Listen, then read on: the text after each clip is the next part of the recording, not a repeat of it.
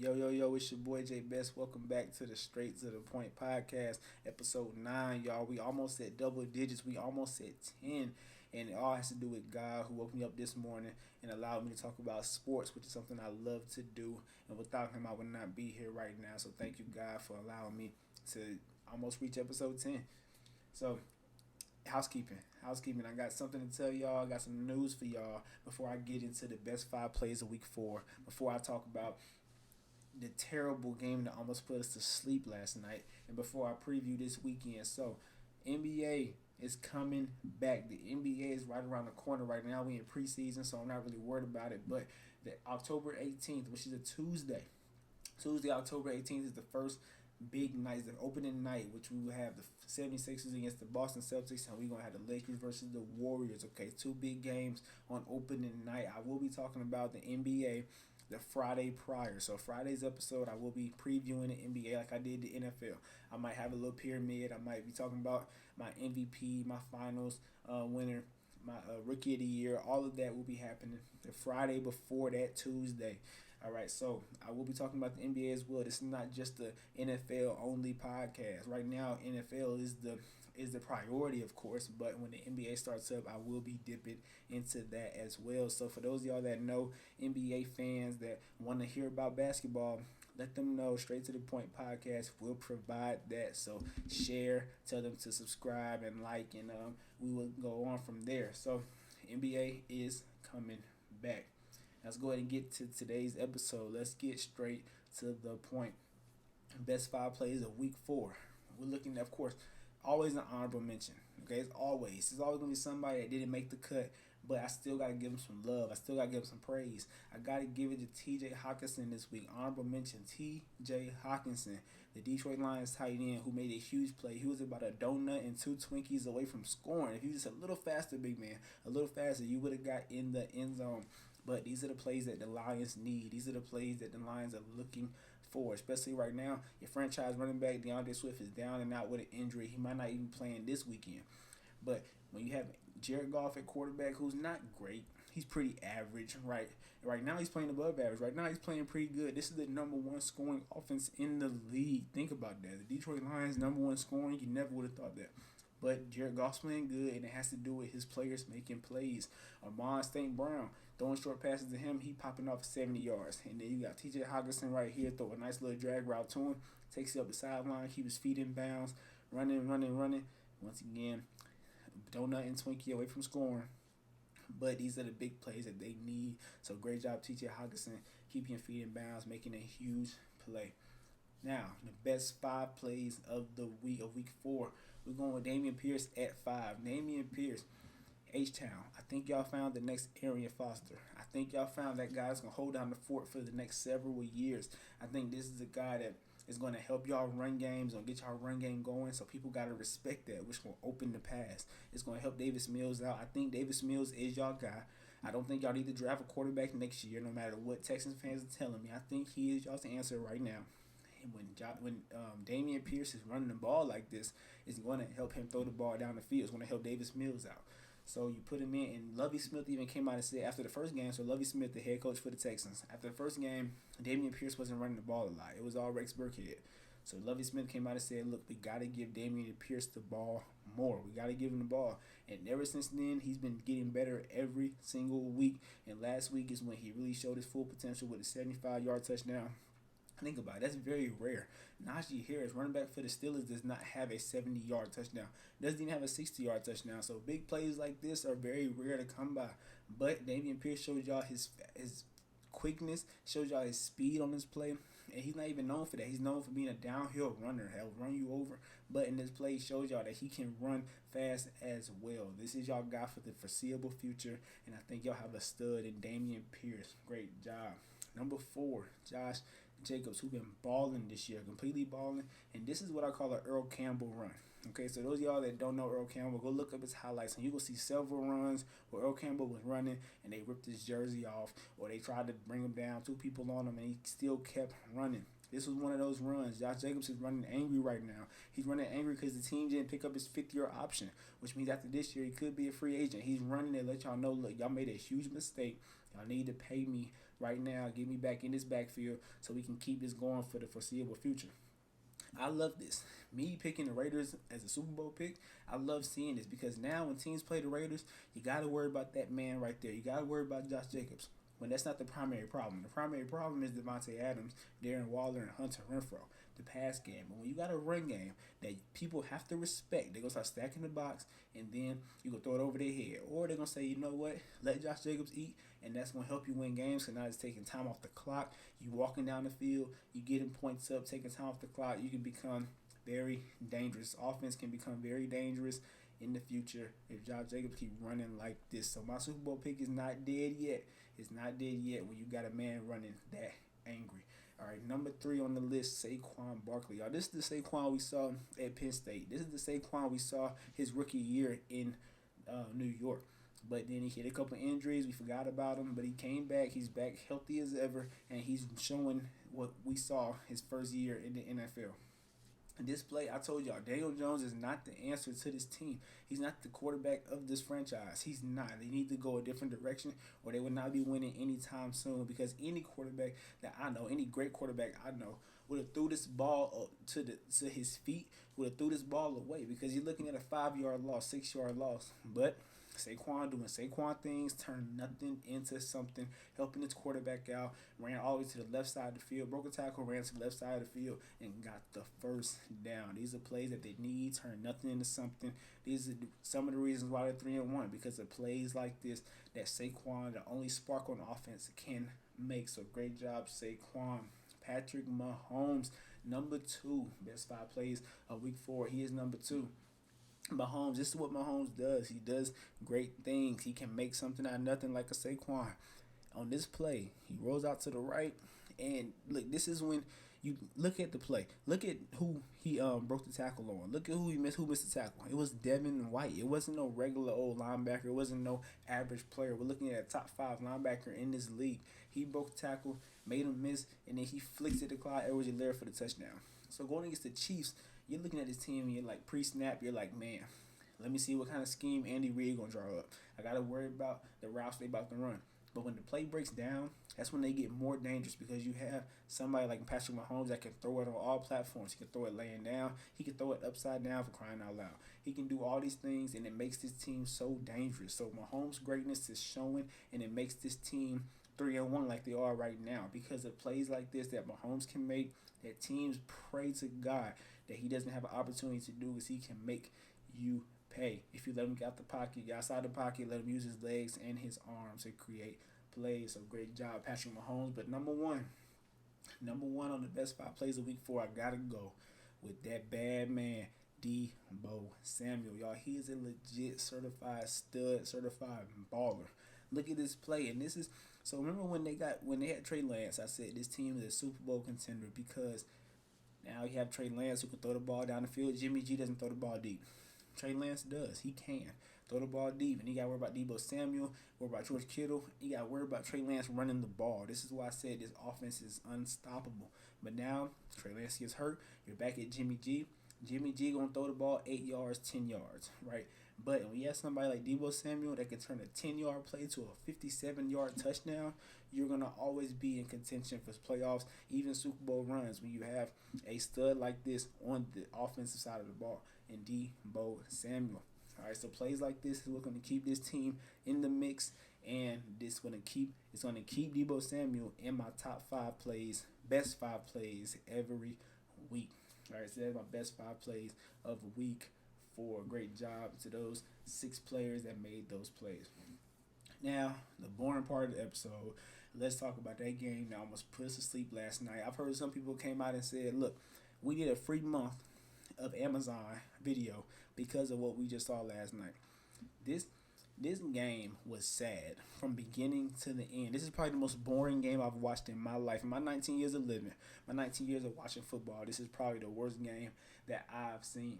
And it starts with Russell Wilson, y'all. Russell Wilson is on the hottest seat right now because when you go and you trade for a quarterback of that caliber, you're looking for a Super Bowl run. You're looking for a playoff contention, right? You're looking to be relevant again. You're looking to do what they did when they got Peyton Manning. They became Super Bowl champs. You're looking to do what they had when they had John Elway all them years. You had 2 great quarterbacks in the past.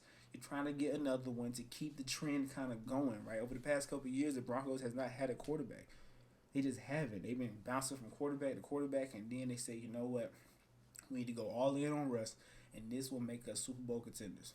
As of right now, it is failing. This mission is going downhill, okay? And I think it starts with the head coach. I told y'all, Nathaniel Hackett, I don't like his decision making. I don't like his play calling. I don't like him as a coach at all. And it started off with week 1, where he decided to kick a 64-yard field goal instead of letting Russ go for it on 4th down. They started week 2, whenever he ran a sweep on 3rd and 1. And then couldn't decide if he wanted to go for it or punt it. So then he got go for it or kick a field goal. Then he gets a delayed game. And then he out of field goal range, so he had to punt it. Stuff like that is what head coaches cannot do. And I haven't been a fan of him ever since. Now, I got to put some of the blame on Russ, right? Russ, you got to make something happen, man. You have to. They paid you $250 million to come and bring a Super Bowl to this team. To come and be a franchise quarterback. Right now, you don't look like a starting quarterback. And that's just me being real. Right now, I'm looking at the offense that they brought you here. So let me tell you stats first. 21-39, 274 yards, and 2 interceptions. Let me tell you the interceptions, okay? One of these interceptions was just careless. It looked bad. I don't know where you was throwing this ball to. Like he just threw it up. He just said, look, whoever's back there, please catch it. But nobody was back there. It was a Colts player. Threw a terrible interception, and then you throw a ball to the top corner on the team. That's one thing I don't agree with. So when you go against a team, right, and they have a good player at a position. So, for example, Stephon Gilmore, the corner for the Colts, he's the best corner they have. Why are you throwing his direction, especially in the red zone? I don't like that. I'd rather you throw to their weakest link versus throwing to their best player on the defensive side, in the secondary at least. All right, you throw it to him, you get picked off, and then in overtime, I'm going to jump to overtime real quick. In overtime, you throw the game-winning play to Stephon Gilmore again. Like, why are you throwing to their best corner? I don't understand that. So decision making is just not there for us. And I'm looking at a team that they paid you $250 million because you got to make plays. On 3rd down is money down. These are downs where quarterbacks got to make a play, keep the drive going, right? Get the 1st down. On 3rd down last night, it was 2 of 15. That's just not good football at all. And I know Javonte Williams is hurt, but when your running backs get hurt, this is when your quarterback got to thrive even more. Right, the running back is not an excuse no more. So I told you, like I said earlier, with Damian Pierce for the running back for the Texans, creating a run game to help Davis Mills out. We're talking about Davis Mills. Right, we're not talking about Russell Wilson. So don't tell me that the run game not working. Don't tell me that, because they even had 125 rushing yards.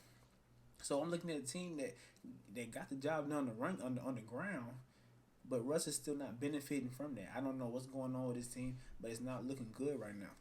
So overall, and then Matt Ryan, 26-41, 251 yards and 2 interceptions. Now Matt Ryan gets a pass for last night because the O-line looked bad. Okay, the Colts allowed 6 sacks last night. It was bad for the Colts O-line, and then they had to make subs. They had to switch people around, put right tackle and left tackle, bring rookies in. It just looked bad all around. Then they're missing the best player on the team. So the Broncos missing Javonte Williams is different than the Colts missing Jonathan Taylor. It's 2 different things. Your offense runs through Jonathan Taylor. The Broncos, your offense don't run through Javonte Williams. It runs through Russell Wilson. So the Colts, I had to give it to them. I give them an A for effort, because not only did you figure out how to survive without Jonathan Taylor, but you figured out how to win the game. And that's all that matters at the end of the day. A win. You got to get a win up. This win could help them. Who knows? They could need a win to get in the playoffs later on down the line, right?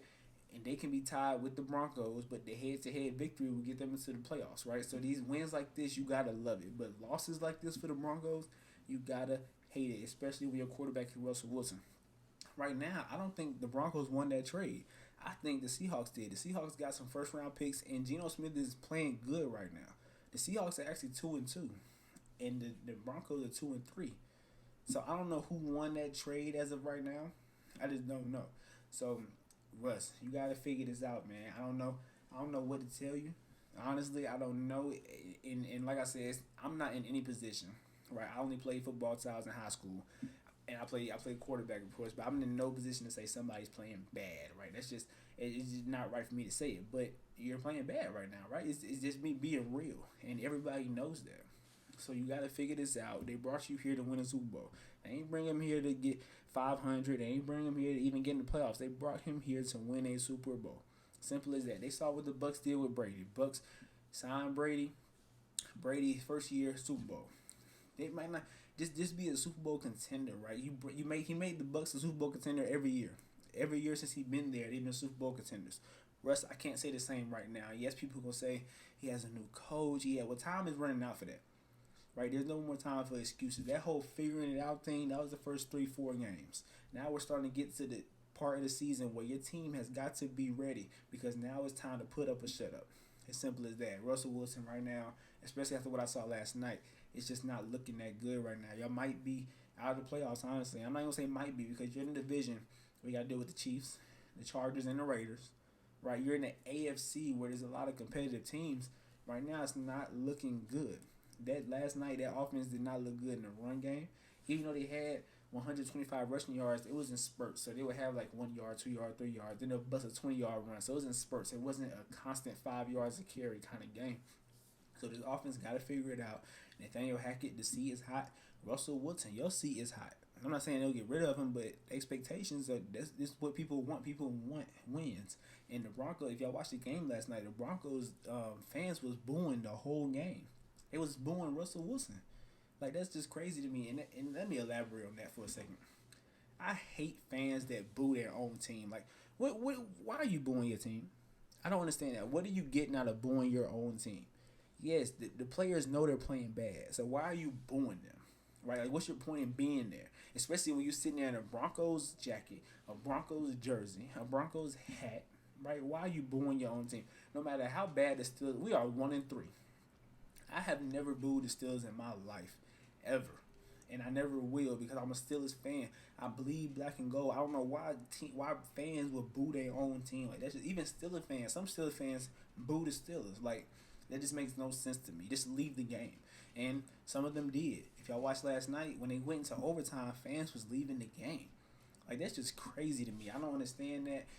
So right now, your Broncos fans not looking good. The offense not looking good. The coaching staff not looking good. The only thing that's looking good is that Broncos defense, who got 6 sacks last night and 2 interceptions. They look good, and they still lost with that stat line. Like Richard Sherman said last night, this defense will have to be historic in order for this team to get wins because the offense is just not putting up points. Simple as that. So let's go ahead and get, now that that's over with, thank God, because I know some of y'all was snoring last night by the time we got to overtime. Let's go ahead and let's talk about this weekend. Let's preview this weekend. So my 2 games of the week are the 2 primetime games. So Sunday night and Monday night, you got the Cincinnati Bengals going against the Ravens, and you got the Raiders going against the Chiefs. All right, those are my 2 must-see games, but I'm going to talk about every other game first before I get to those 2. So I did pick the Colts last night, so I got that win. So I'm 1-0 so far. Giants at Packers. This game is in London, so for those of y'all that want to wake up early and watch this game, I don't advise it because I don't think this is a must-watch game. But this game is at 9:30 on Sunday morning. I got the Packers, of course. I've never betted against A-Rod. That's first and foremost. Second of all, I think this Packers defense is too good for this Giants offense. I think, like I said, Daniel Jones, I'm not scared of him. I'm not worried about him. I don't think this defense is worried about him either. As long as they can control and contain Saquon Barkley, they will have a huge chance in winning this game. And this Packers offense, I tried to tell y'all, Aaron Rodgers is getting more comfortable with Romeo Doubs. He's getting comfortable with Christian Watson. He's getting more comfortable with these young receivers. And they're still relying on the run game, which is still working. Aaron Jones had over 100 yards last game. This run game is looking good. The pass game is improving. This team is getting better as we speak, and that is scary for the rest of the league, in my opinion. I think this team has a huge chance of going to the Super Bowl because of that recipe. Run game and A-Rod throwing the ball is your second option. That is scary, and this defense is looking good. So I got the Packers beating the Giants. Next, we got the Steelers and the Bills. Okay. I'll be real with y'all because I'm a realist. On paper, and if you bet for the Bills. Simple as that. But this is why I told y'all week one we played the Bengals, and I said bet on the Bengals, but I would not be surprised, and we do have a chance of winning this game. As a Steelers fan for the past 19 years, okay, we lose games that we're supposed to win. For example, the Jets, right? We lost to a team we were supposed to beat, and then we beat teams we're not supposed to win against. That's been since day one. Right, so I'm not guaranteeing a win, but I have a nice feeling. It's funny, I'm more comfortable this week than I was last week. against the Jets, I was like, man, we gonna mess around and lose to them. But this week, I'm like, we can actually win this game. Only because and it starts with Kenny Pickett. Okay, first of all, they have no film on Kenny Pickett right throughout this year. They have no film. This is his first starting game, and I feel like when you're going into a game with low expectations, when you're the underdog, as much as we are right now, I feel like it makes you play better, and you're playing with nothing to lose.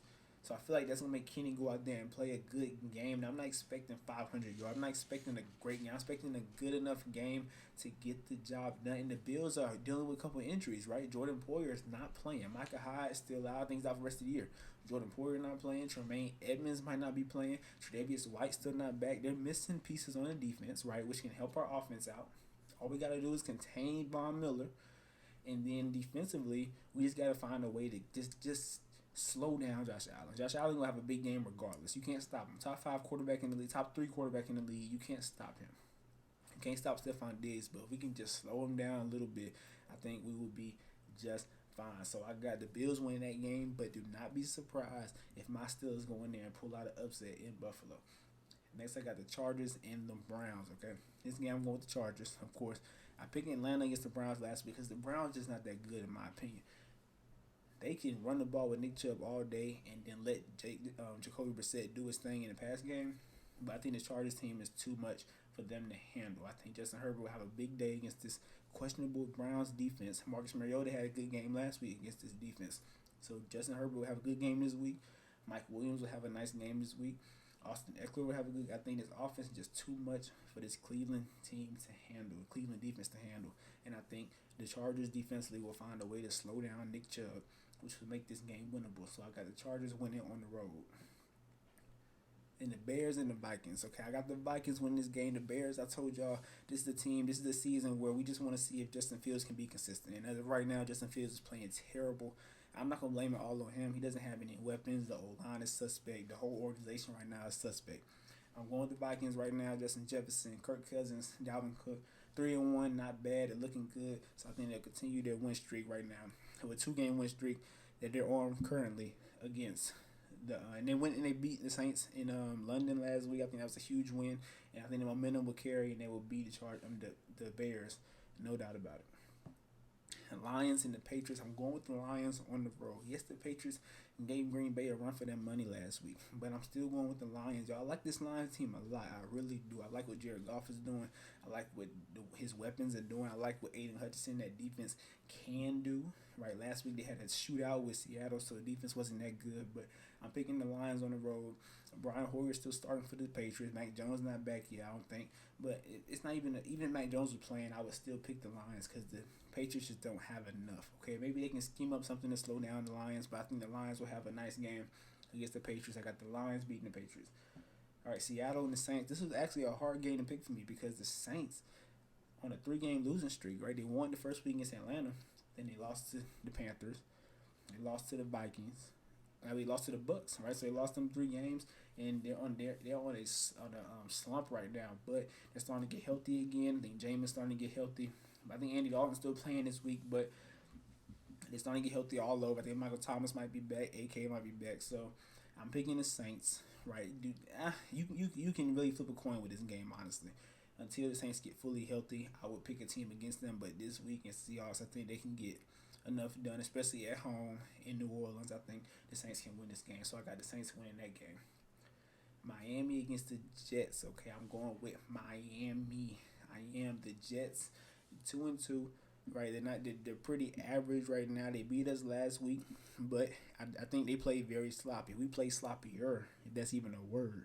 But I think the Miami Dolphins will have too much. I think Teddy Bridgewater will still come in and be able to give them that oomph that they need to get wins. He still has Tyreek Hill, still has Jalen Waddle, and I think this offense will be too much for this Jets defense to overcome. So I got the Dolphins win this game on the road against the Jets. And the Falcons and the Buccaneers, I got the Buccaneers winning. Bounce back game, lost to the Chiefs last week in kind of semi-shootout. But I don't think Atlanta has enough. Cordell Patterson is hurt for a couple weeks. I think they don't have enough defensively to stop Tom Brady and this offense, who his weapons are coming back now. So Mike Evans is back. Chris Godwin is back. Julio Jones is back. They're back now. So I think they will really run all over this Atlanta Falcons team in Tampa Bay. And we got the Titans and the Commanders. I'm actually gonna go. I don't know because I picked the Titans, but I'm really thinking about this because the Titans, I don't think they don't look that good to me. I think they look very suspect right now. I think they won. They won last week against the Colts, but the Colts aren't looking that good right now as well. But I'm gonna go ahead and go with the Titans on the road against the Commanders. The Commanders look.